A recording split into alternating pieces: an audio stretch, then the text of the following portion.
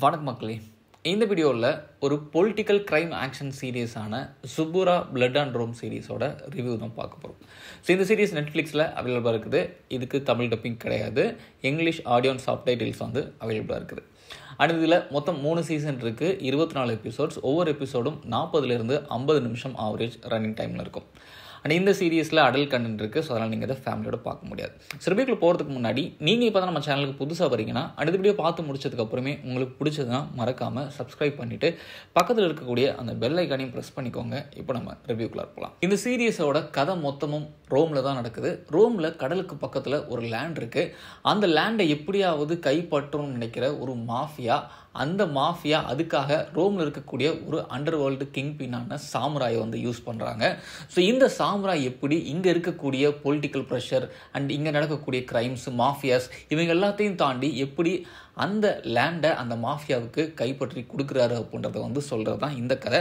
But இந்த லேண்டை வச்சு இந்த சீரீஸில் வரக்கூடிய மொத்த கேரக்டருமே வந்து செம்மையாக கனெக்ட் பண்ணியிருப்பாங்க. ஸோ அதுதான் இந்த சீரீஸோட ஒரு மிகப்பெரிய பாசிட்டிவாக நான் பார்க்குறேன். இந்த சீரீஸில் எனக்கு ரொம்ப பிடிச்ச விஷயங்களில் first writing, especially first season and second season. So இந்த ரைட்டிங் அப்படின்றது இந்த சீரீஸ் ஆரம்பிக்கிறப்போ பார்த்தீங்கன்னா ரொம்ப ஒரு நார்மலான சீரீஸாக தான் ஆரம்பிக்கும்.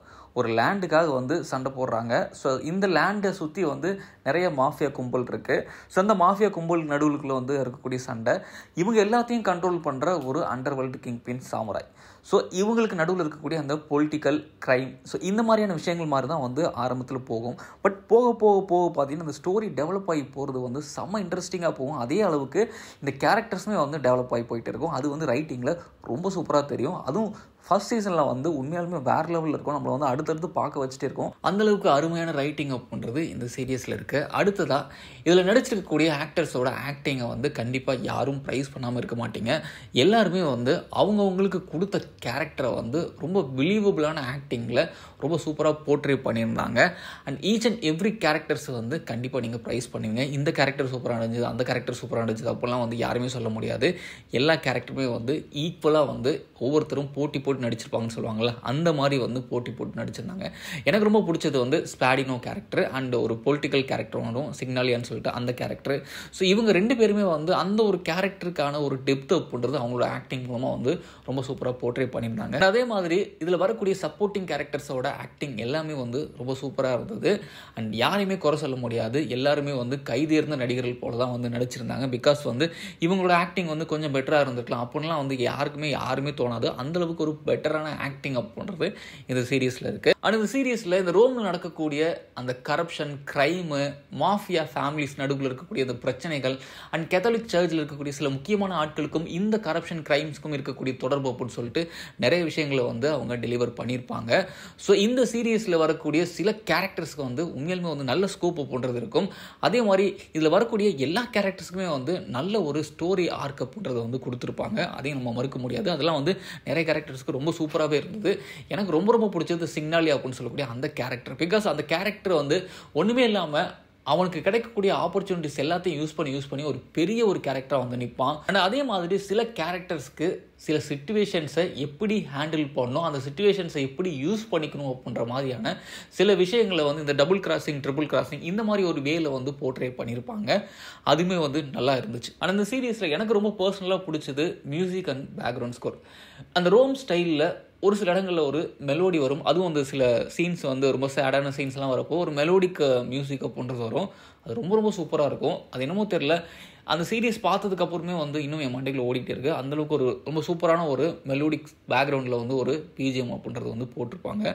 ஸோ அதே மாதிரி நிறைய இடங்களில் வந்து இந்த பிஜிஎம் அப்படின்றது நிறைய சீன்ஸை வந்து நல்லாவே எலிவேட் பண்ணி காமிச்சிருக்கு. அது நீங்கள் சீரீஸ் பார்க்குறப்போ உங்களால் அதை உணர முடியும். அந்த சீரீஸோட ப்ரொடக்ஷன் வேல்யூஸ், சினிமாட்டோகிராஃபி இது எல்லாமே வந்து ஒரு பெரிய பட்ஜெட் சீரீஸ் எந்த அளவுக்கு இருக்குமோ அதே மாதிரி தான் இந்த சீரீஸில் இருந்தது. பெருசாக குறை சொல்கிற அளவுக்குலாம் எதுவும் கிடையாது.